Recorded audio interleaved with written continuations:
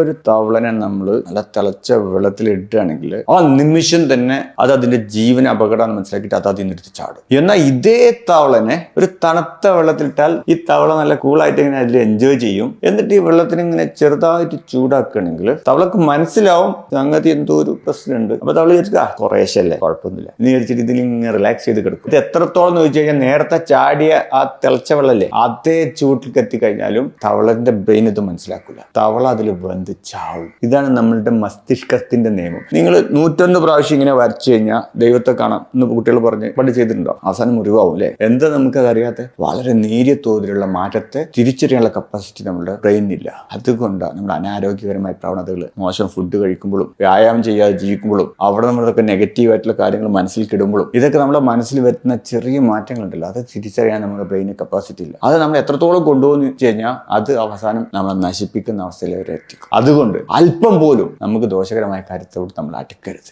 ഒരു തവളനെ നമ്മൾ നല്ല തിളച്ച വെള്ളത്തിൽ ഇടുകയാണെങ്കിൽ ആ നിമിഷം തന്നെ അത് അതിന്റെ ജീവൻ അപകടമാണ് മനസ്സിലാക്കിയിട്ട് അത് അതിൽ നിന്നെടുത്ത് ചാടും. എന്നാൽ ഇതേ തവളനെ ഒരു തണുത്ത വെള്ളത്തിലിട്ടാൽ ഈ തവള നല്ല കൂളായിട്ട് ഇങ്ങനെ അതിൽ എൻജോയ് ചെയ്യും. എന്നിട്ട് ഈ വെള്ളത്തിന് ഇങ്ങനെ ചെറുതായിട്ട് ചൂടാക്കുകയാണെങ്കിൽ തവളക്ക് മനസ്സിലാവും സംഗതി എന്തോ ഒരു പ്രശ്നമുണ്ട്. അപ്പൊ തവള വിചാരിച്ചാ കുറേശ്ശല്ലേ, കുഴപ്പമൊന്നുമില്ല എന്ന് വിചാരിച്ചിട്ട് ഇതിൽ ഇങ്ങനെ റിലാക്സ് ചെയ്ത് കിടക്കും. ഇത് എത്രത്തോളം എന്ന് ചോദിച്ചു കഴിഞ്ഞാൽ നേരത്തെ ചാടിയ ആ തിളച്ച വെള്ളല്ലേ അതേ ചൂട്ടിൽ എത്തിക്കഴിഞ്ഞാലും തവളന്റെ ബ്രെയിൻ ഇത് മനസ്സിലാക്കില്ല. തവള അതിൽ വെന്ത് ചാവും. ഇതാണ് നമ്മളുടെ മസ്തിഷ്കത്തിന്റെ നിയമം. നിങ്ങൾ 101 പ്രാവശ്യം ഇങ്ങനെ വരച്ചു കഴിഞ്ഞാൽ ദൈവത്തെ കാണാം എന്ന് കുട്ടികൾ പറഞ്ഞ് പണ്ട് ചെയ്തിട്ടുണ്ടോ? അവസാനം മുറിവാവും അല്ലെ? എന്താ നമുക്കത് അറിയാത്ത വളരെ നേരിയ തോതിലുള്ള മാറ്റത്തെ തിരിച്ചറിയാനുള്ള കപ്പാസിറ്റി നമ്മുടെ ബ്രെയിനില്ല. അതുകൊണ്ടാണ് നമ്മുടെ അനാരോഗ്യകരമായ പ്രവണതകൾ, മോശം ഫുഡ് കഴിക്കുമ്പോഴും വ്യായാമം ചെയ്യാതെ ജീവിക്കുമ്പോഴും അവിടെ നമ്മളൊക്കെ നെഗറ്റീവ് ആയിട്ടുള്ള കാര്യങ്ങൾ മനസ്സിൽ കിടുമ്പോഴും ഇതൊക്കെ നമ്മുടെ മനസ്സിൽ വരുന്ന ചെറിയ മാറ്റങ്ങളുണ്ടല്ലോ അത് തിരിച്ചറിയാൻ നമ്മുടെ ബ്രെയിന് കപ്പാസിറ്റി ഇല്ല. അത് നമ്മൾ എത്രത്തോളം കൊണ്ടുപോകുന്നു വെച്ച് കഴിഞ്ഞാൽ അത് അവസാനം നമ്മളെ നശിപ്പിക്കുന്ന അവസ്ഥയിൽ വരെ എത്തിക്കും. അതുകൊണ്ട്